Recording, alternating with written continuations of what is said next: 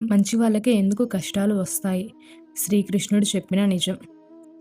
Hare Krishna. Welcome to my channel life lessons. ఈరోజు మనం తెలుసుకోబోతున్న విషయం కష్టాల గురించి. మన జీవితంలో ఎప్పుడో ఒకసారి అయినా ఈ ప్రశ్న మనసులో వస్తుంది. నేను ఎవరికీ హాని చేయలేదు. నేను చాలా నిజాయితీగా ఉన్నాను. నేను తప్పు చేయలేదు. అయితే నాకు ఎందుకు ఇన్ని కష్టాలు అనేసి. ఎందుకు మంచి వాళ్ళకే ఎక్కువ పరీక్షలు? ఎందుకు నిజాయితీగా ఉన్న వాళ్ళకే బాధలు? ఎందుకు మోసం చేసిన వాళ్ళే సుఖంగా కనిపిస్తారు? కురుక్షేత్ర యుద్ధంలో కూడా ఇదే ప్రశ్న అర్జునుని మనసులో వచ్చింది. అతను ధర్మపక్షంలో ఉన్నాడు. అతను అన్యాయం చేయలేదు. కానీ యుద్ధం చేయాల్సిన పరిస్థితి వచ్చింది.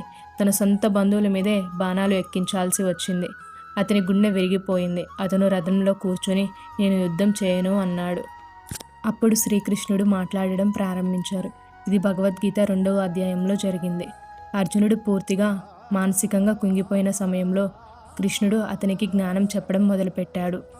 అక్కడే శ్రీకృష్ణుడు గొప్ప సత్యం చెప్పారు. సుఖం దుఃఖం శాశ్వతం కాదు. వాటిని సహించగలిగిన వాడే స్థిరుడవుతాడు. అంటే కష్టం శాపం కాదు, అది శిక్ష కాదు, అది శిక్షణ. బంగారాన్ని శుద్ధి చేయాలంటే అగ్ని అవసరం. ఇనుమును బలంగా చేయాలంటే కొట్టాలి. విత్తనాన్ని మొక్కగా మార్చాలి అంటే భూమిలో పూడ్చాలి.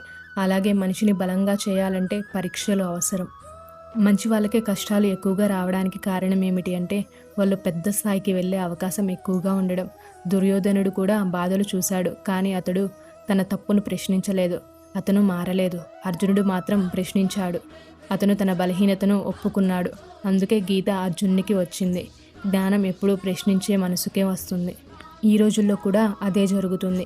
జాబ్లో రిజెక్షన్ వచ్చినప్పుడు నేను ఇంత కష్టపడ్డాను, ఎందుకు తిరస్కరించారు?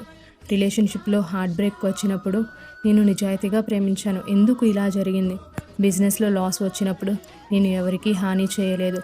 కానీ గీత చెబుతోంది, ఇది నీకు వ్యతిరేకం కాదు, ఇది నీ కోసం. Sometimes life removes people, sometimes life breaks plans, sometimes life delays success, not to punish you but to prepare you.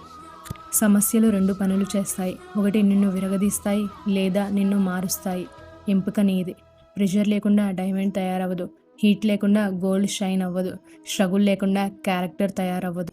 కృష్ణుడు అర్జుని బాధను వెంటనే తీసివేయలేదు, కానీ అర్జునుడి యొక్క దృష్టిని మార్చారు. బాధ నుంచి పారిపోమని చెప్పలేదు. బాధలో ఎలా నిలబడాలి అని కృష్ణుడు చెప్పారు. అదే గీతాసారం. నీ కష్టం నిన్ను కూల్చడానికి రాదు. నీ లోపల దాగి ఉన్న శక్తిని బయటకు తీయడానికి వస్తుంది. నీ కష్టం నిన్ను చిన్నవాడిని చేయదు, నిన్ను పెద్దవాడిగా మార్చడానికి ప్రయత్నిస్తుంది. నువ్వు బాధలో ఉన్నప్పుడు గుర్తుపెట్టుకో, ఇది ముగింపు కాదు అనేసి. ఇది నీ కొత్త బలం మొదలు. నీ కథ ఇంకా పూర్తి కాలేదు. కష్టం వచ్చినప్పుడు ఎందుకు నాకు ఈ కష్టం అని అడగకు. ఇది నాకు ఏం నేర్పిస్తుంది అని అడుగు. ఎందుకంటే దేవుడు పరీక్షలు ఇస్తాడు, శిక్షలు కాదు. అక్కడే నీ దృష్టి మారుతుంది. అక్కడే నీ జీవితం మారడం మొదలవుతుంది. ఈ వీడియో మీకు నచ్చినట్లయితే ప్లీజ్ సబ్స్క్రైబ్, అలాగే లైక్ అండ్ షేర్ చేయండి. హరే కృష్ణ. Thank you.